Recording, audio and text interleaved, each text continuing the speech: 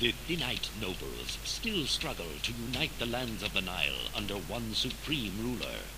To aid them in their cause, it is hoped that you will endeavor to establish a thriving community at Perwadjyt, in the humid delta region of Lower Egypt, thus spreading their influence throughout the length of the sacred river. To support a population larger than that of a village, you must learn to use agriculture. Egyptian farmers have begun to exploit the rich, fertile soil deposited by the annual inundation of the Nile River for growing crops. The Nile can be hazardous, however. Many dangers lurk along its banks and in its waters, such as deadly crocodiles, hippopotamuses, and malaria-carrying mosquitoes. Okay, and we're back, people, for the next third mission in Pharaoh and Queen Nile. Yeah, you get these like tutorial messages for a while. It slowly dies it out after a while, but it's not actually like it's hard to tell when the tutorials are over. Whereas Season did most of its tutorials in the first two missions, and then just added anything else on if necessary. This game is kind of similar, except it just drags the tutorials along a bit longer, I think. Anyway, the first two missions that we've done are missions I did in my little practice run through. So now we're on to the bit where I didn't, where I stopped. So it looks like I'm going to be introducing now farming. Now farming in Pharaoh works a lot different than in Season 3. I mean a lot different. You've got two different types of farming. One we'll discover later, but for now we're just going to be using the farming 5 Nile. Now this works. Now how this works is completely different than in Season 3. You just build farms, and when all crops are fully grown, off to the granary you go. In this game it works completely different, as I said. I'll show you how it works. You put in this case, we're going to be introducing the basic one, which is on the Nile River. So you build your farm you'll see an area where you can build your farms, and you build your farm in the Nile River. And you'll got to build a work camp, if I remember. It'll send workers. It'll show you this in a moment. And it'll send workers to work on the farm. When a worker reaches the farm, then they'll start working on it. One worker for each farm. And about a month before the harvesting happens, so I think it was about when the tide comes in, then the workers suddenly gather crops. Depending on how much farming you managed to do during the time in which you started to the time you finished, depends on how much food you'll get. Another thing that comes into effect is the fertility of the land. The more fertile the land is, the more farming the labour can get done. So basically you want to try and get your farmland in the most fertile areas, which will be closest to water. Because after the labour is done harvesting, you'll bring it to the granary. Then about a month later, the river will flood. So all the farmland will flood. This is a good thing because it restores the fertility of the land. And this is also why you should help keep Cyrus happy, because the Cyrus can control the flooding of land. Keep him happy and it will increase the flood. Effectiveness of flood. Keep him angry and believe me, you'll get very little floods or none at all. And no flood is devastating, because after your labour's done all the farming, the fertility of land goes a lot lower. So you want a flood to restore it, basically. So with little floods, not much farmland gets flooded, so some of the farmland won't get any fertility restored at all. And obviously if there's no flood, then no fertility is going to get restored.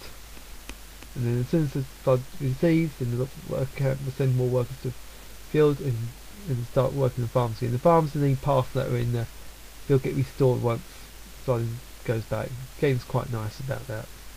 Yeah, I'll show you anyway. I need to replay mission. There you go. So we must build farms directly on the floodplain, that's what it's called here.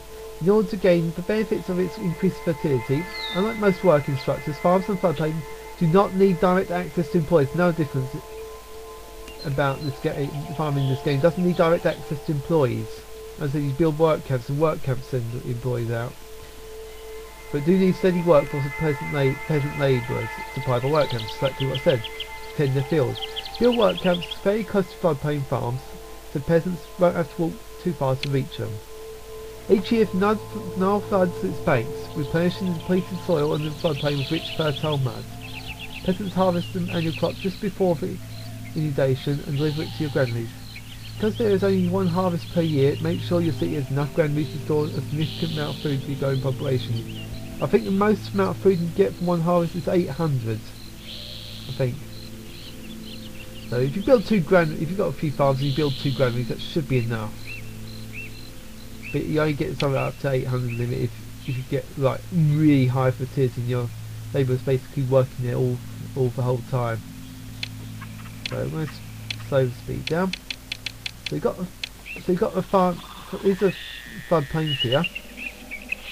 More darker the land is, more fertile it is, but you'll be able to tell its fertility once you build a farm. Build it as close to water as possible, so it's got more chance of having its area flooded. So in this case we are in this mission we are actually worshipping Osiris. So useful. Now these hippos here are dangerous animals. So if you keep away from them, they won't cause you any trouble. They are quite tough to kill, but as I say, keep well away from them. They can cause you problems. They don't go too far, you only stay in that little area there. And fortunately, you don't even need to go anywhere near this area. But even if we build farms there, we should be okay. They shouldn't cause trouble. I think we've also got some around here. So should be fine there. Let's get some housing built up here. Fortunately, we've got a ton of grass, which means a lot of area where you can actually build a house in. So I don't know if the farms have to be connected by road. I'm not 100% sure on that. Yeah, we can't get gold in this mission, so probably that's why it started off with us off with a lot of money. So one thing I want to do first is get a work camp set up. What I'm going to do is going to build some farms. So big farms is one of the sources of food you can get in this game.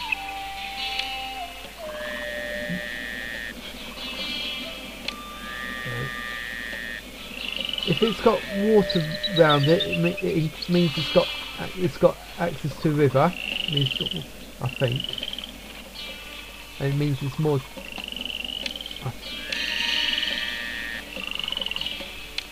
If it's got a river connected to it, the fertility increases even more, since it's got a steady supply of water to help the labour grow crops. But you actually know something a bit more about that later. So it's 96% fertile, which is excellent. 98% fertile, I think. Yeah. Which is excellent. So the floods will come in September, so about August, and they'll harvest. They'll harvest at about August. So it's going to build more. Let's see. That's a bit loud, but for you it's quiet. I tried. It's about as loud as I can make my voice in the game, I'm afraid. Yeah, next sound I have to in Windows Movie Maker. I noticed that my videos work quite quiet, both game and voice. To try and compensate for that, I increased the volume. That's why you hear some sort of background noise, strange background noise. That's just a result of increasing the volume. It's nothing more I can do. It's the only way I can get my voice louder and the game louder. Even I've got the mic up at maximum at the moment. The microphone's right on my between my ear and the speakers, the left speaker. So I've done my best, but that's the best I can do for it.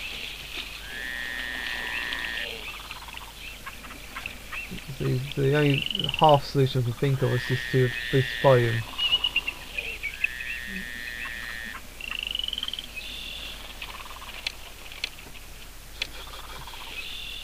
Shouldn't get another. I think it's 4 workers for each. I think it's 4 labourers for each work camp. Don't quote me on that. I might actually build a second work camp actually. Help. I don't mind living here. Things could certainly be worse. Still going that way. It's brilliant, isn't it?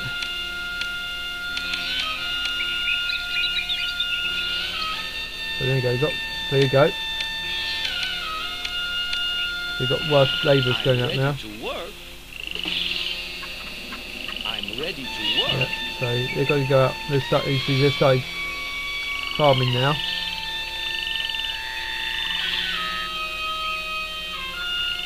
The moment they're starting production 2% now, so that's 2%. More production they do, the more food they'll harvest. It's quite unreliable, this food source, more unreliable than the farming methods in season 3 anyway. So many things. Hopefully, we'll get a temple to Osiris now.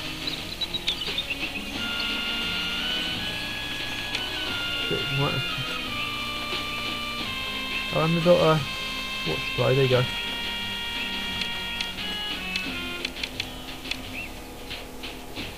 There you go, they're off working. Yeah, unfortunately I haven't got anything to stop them from going out in the fields, I'm afraid.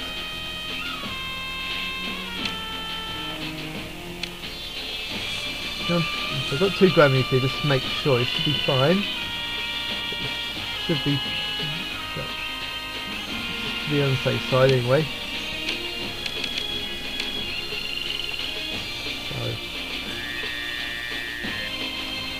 So let's see. There you go. So it's August, which is roughly what I said. They'll harvest. There's no harvesting them. I have to go clear across the city with these goods. It'll take all day. So you got about 400 odds.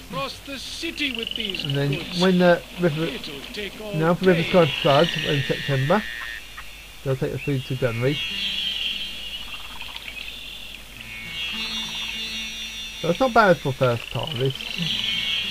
You can only get them start later than normal. So obviously next year everything's in place, so they'll just start getting to work straight away. You go to next flooding. So because it's flooding, it will help restore fertility. So now that you've given your people basic food and water, you can enhance their lifestyle with other goods such as pottery. Pottery is exactly the same as in Season 3. Exactly the same. Build clay pit close to water and a pottery nearby. Exactly the same. It's got other goods which require different methods. So although we've got clay pit and pottery making this game, we do not have furniture, we do not have oil, and we've got these slightly different instead of wine. It hasn't got wine, it's got like instead festivals are quite a different resource other than the equivalent to wine. But you'll find out more about them later. So for now, clay pit pottery, they work exactly the same and it's stored exactly the same. So I think we've got more options in Pharaoh if I remember. The storage yard, yeah. Make sure you have access to labourers. Use your before long apartments of clay pit pottery to create pottery food. As I said, exactly the same as in Season 3, no different. Build storage yards and store farm product as well as any excess clay pottery does not need. One clay pit can usually supply enough clay for 2 potters yet. Same as in Season 3. From Bazaar will collect pottery from the storage yard and distribute it just as they do with it.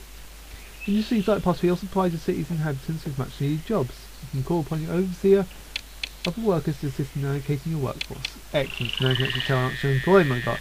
49 unemployment, so exactly the same as in Season 3 this page.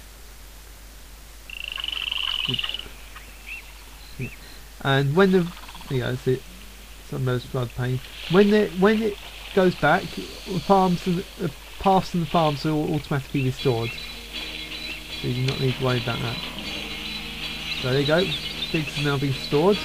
I'm not going to start on the industry just yet though. not until we got used to it.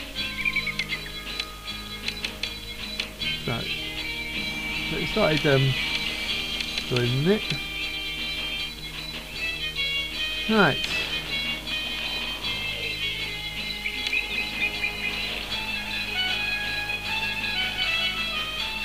Yeah, might need to get some more food out there for a moment. There you go, come back and see, as you saw there, farms automatically built and farms loads automatically done. See some health problems as to be expected with growing population. Malaria and diseases are the most common health crises that will affect your city's households, although widespread trade can strike healthcare is exceptionally inadequate. If a house does become infected with malaria disease, all its occupants will die, and the house cannot be occupied for a certain amount of time. Some period of time. Malaria is the most prevalent close to water and marshland. Risks malaria over so which house is more likely to succumb to this illness. Access to clean water from the water supply and insecticide supplied by local apothecary both greatly reduce the risk of malaria for any given household. Like most buildings, the apothecary only functions when it has road access to labour. Disease. This helps reduce the risk of disease by administrating medicines to the house they serve. A steady supply of food is also essential to disease prevention. This disease malaria.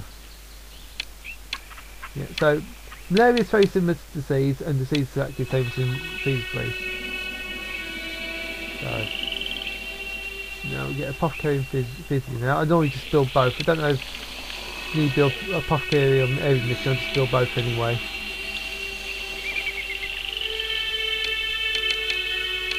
So introduce disease in this mission.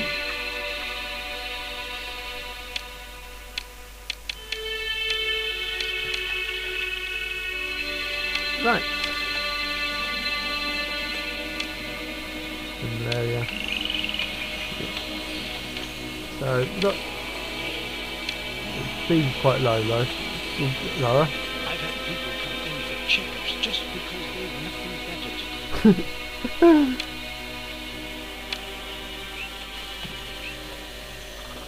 And hopefully there'll be some more food coming in. In fact, I might actually build another farm actually.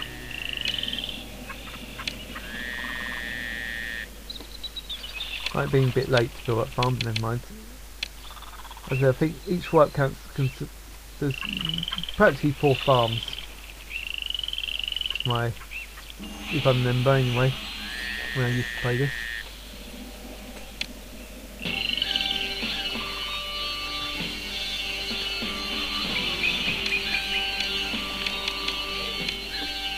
Come on. Yeah, I know, might actually build another temple actually, just to make sure.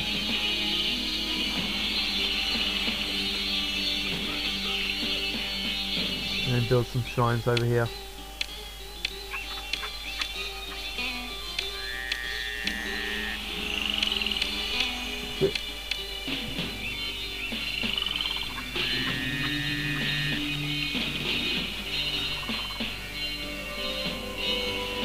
Right, now you can paint them down. Right, I'm going to show you my little trick of a booth.